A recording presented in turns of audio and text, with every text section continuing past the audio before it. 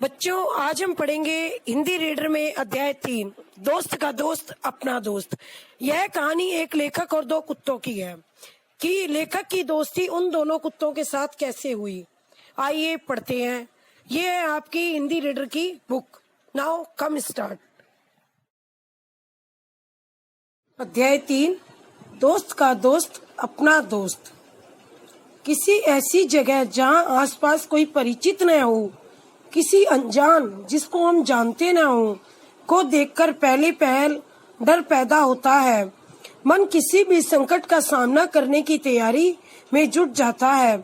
संयोग से वह अजनबी हमारे किसी परिचित का परिचित निकल आए जिसको हम जानते हैं और उसका आगे जान का निकल आए तो क्षण भर में वह सारा डर और वह सारा भय, वह सारी तैयारी छूमंतर हो जाती है।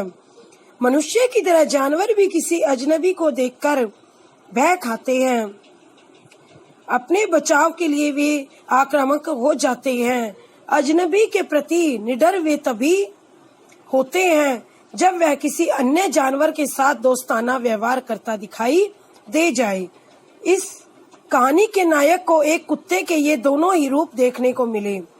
बच्चों, इस कहानी में लेखक ने अपने और दो कुत्तों के बारे में बताया है कि उस लेखक की दोस्ती उन कुत्तों के साथ कैसे हुई। बच्चों, इस पाठ में लेखक ने स्वयं अपने बारे तथा दो कुत्तों के बारे में बताया है।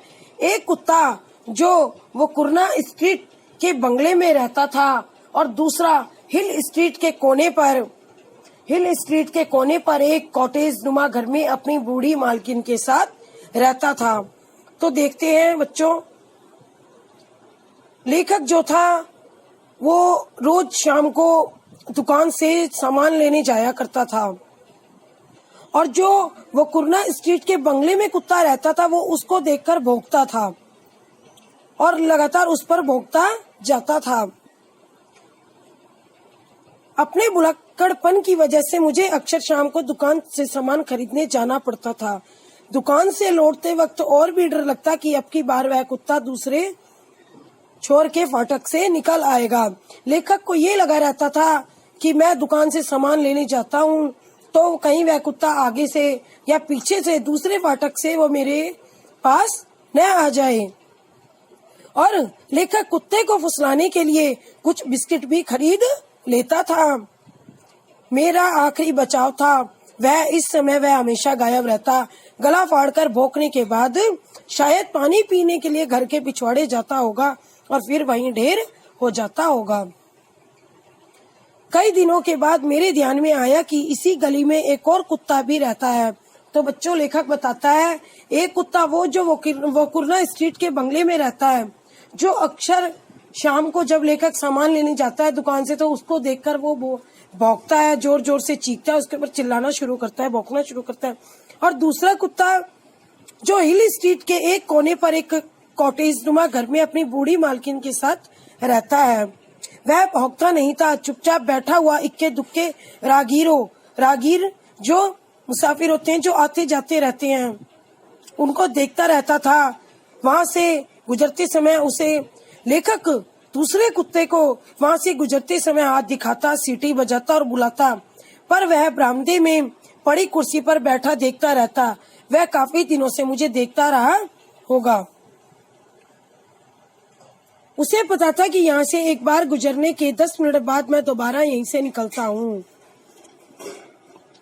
मेरे दुकान की ओर जाने के बाद वह बंद दरवाजे के पास बैठा मेरा इंतजार करता रहा।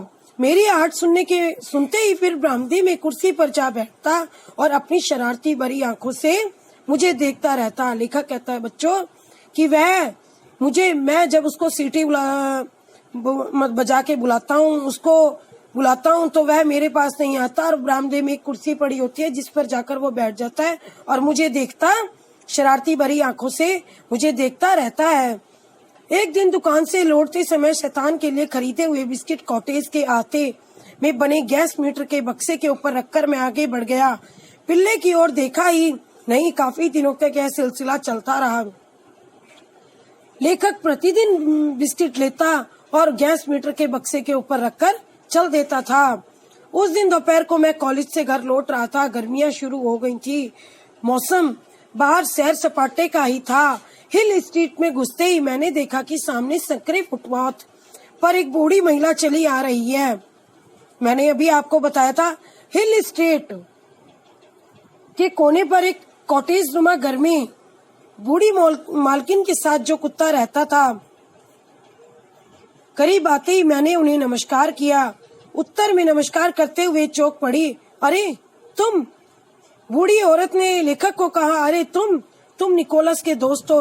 बच्चों, जिसके लिए यह लेखक लगातार प्रतिदिन गैस मीटर के बक्से के ऊपर बिस्किट रखकर चला जाता था, उस कुत्ते का नाम निकोलस था, जो अपनी बूढ़ी मालकिन के साथ कॉटेज नुमा घर में रहता था। फिर चश्मा करते हुए उन्होंने पूछा, तुम्हें उसके लिए बिस्किट रख के जाते हो ना? तो अब लेखक की बात समझ में आ गई। हाँ जी, उस पोमेरियन पिल्ले का नाम निकोलस है। वह रोज शाम को तुम्हारी प्रतीक्षा करता है। घर में दूध और केक खाने के लिए भी नखरे करेगा, पर गैस मीटर पर रखे बिस्किट जरूर खाएगा। अब उनका आग्रह था कि जब मैं वहां से निकलूं तो उनके घर जरूर आऊं। तो जो निकोलस कुत्ते की बूढ़ी मालकिन थी, उन्होंने लेखक से रिक्वेस्ट करी कि अब की बार जब भी आप आओ तो हमारे घर जरूर आना। तो बच्चों, आप इस कहानी में पढ़ेंगे कि लेखक और दोनों कुत्ते की दोस्ती किस प्रकार हुई।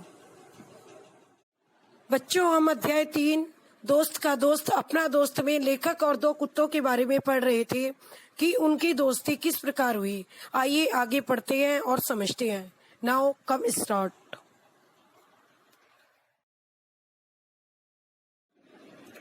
बच्चों, हम अध्याय 3 दोस्त का दोस्त अपना दोस्त में पढ़ रहे थे लेखक और 2 कुत्तों के बारे में कि उनकी दोस्ती किस प्रकार हुई। तो बच्चों देखो आगे। लेखक रोज मिसेज स्मिथ के यहाँ जाता। अब रोज शाम को मिसेज स्मिथ के घर जाना लेखक का नियम बन गया था। वे और निकोलस जो मिसेज स्मिथ के पिल्ले का नाम था, दोनों ही मेरा इंतजार करते, मेरा लेखक का। वहां पहुंचते ही निकोलस उछल कूद करके खूब उत्पात मचाता। तब पहले उसे साथ लेकर मील 2 मील की सैर करने जाता। हमारे लौटने पर मिसेज स्मिथ चाय बनाती और किसी दोपहर विशेष रूप से मेरे लिए बनाया हुआ केक भी खिलाती। बच्चों, अब उसकी मिसेज स्मिथ के साथ जो पिल्ला रह रहा था निकोलस नाम का, लेखक की उस कुत्ते के साथ तो दोस्ती हो गई थी। अब जो वकुर्ना स्ट्रीट में बंगले में कुत्ता रहता था, जो लेखक को देखकर अक्सर भौंका करता था। देखिए, वह सप्ताह का आखिरी दिन था। खराब मौसम की वजह से मिसेज स्मिथ बाहर नहीं निकल पाई थी और कल बाजार बंद था। बाहर मामूली सी बारिश थी। सो जेब में हाथ घुसाए मैं ही नुक्कड़ की दुकान पर चला गया। वापसी में भारी पैकेट उठाए मैं अपने विचारों में खोया चला आ रहा था कि अचानक मैंने देखा सामने वकुर्ना स्ट्रीट का शैतान। बच्चों, मैंने आपको कहानी में पहले बताया है, वकुर्ना स्ट्रीट बंगले में जो कुत्ता रहता था, ये शैतान उसी के लिए बोला गया है। फुटपाथ पर खड़ा मुझे देख रहा था, लेखक को देख रहा था। मेरी हालत खराब थी। कुत्ते को देखकर लेखक की हालत खराब हो गई, क्योंकि कुत्ता अक्सर लेखक को देखकर भौंका करता था। मैं इतना ज्यादा डर गया था कि वहीं खड़ा का खड़ा रह गया। हौले हौले धीरे धीरे वह कुत्ता मेरे पास आया और मुझे सूंघने लगा। जब वह सूंघ चुका तो मुझसे आंखें मिलाते हुए उसने अपनी दुम थोड़ी सी हिला दी। मुझे कुछ धीरज बंधा और हिम्मत से मैंने उसके सिर पर हाथ फेरा। उसने हाथ को थोड़ा सा चाटा, फिर हल्के से दांतों में पकड़ा और जैसे ही मैं चलने लगा, वह जाकर बंगले के दरवाजे पर खड़ा हो गया। धीरे धीरे कदम बढ़ाता हुआ मैं मिसेज स्मिथ के घर पहुंच गया। जब मैंने यह रोमांचकारी घटना उन्हें सुनाई तो वह जोरों से हंस पड़ी। कौन? मिसेज स्मिथ, जो निकोलस की मालकिन थी। फिर बोली कि जैसे मैं उसके रंग रूप से डरता रहा, वैसे ही वह मेरी दाढ़ी और चाल ढाल से मुझ पर शक करता रहा होगा, परंतु अब जानता है कि मैं उसी के एक जाति भाई निकोलस का दोस्त हूँ। मतलब कि जो वो कर्न स्ट्रीट बंगले पर रहता था, वो और निकोलस दोनों ही कुत्ते थे, तो मैं उसी के एक जाति का भाई निकोलस का दोस्त हूँ। दूसरे दिन से मिसेज स्मिथ के लिए सौदा भी मैं ही लाने लगा। उसी वकुरना स्ट्रीट के पार वाली दुकान से, और लौटते समय अब 2 बिस्किट उस बंगले के खुले दरवाजे के अंदर भी रखने लगा। तो बच्चों, इस कहानी में आपने पढ़ा लेखक और दोनों कुत्तों से इन तीनों की आपसी दोस्ती हो चुकी। जो वो कुरना स्ट्रीट के बंगले में कुत्ता रहता था, वह भी अब लेखक को देखकर नहीं भौंकता था। तो आप इस कहानी को पढ़ेंगे और समझेंगे।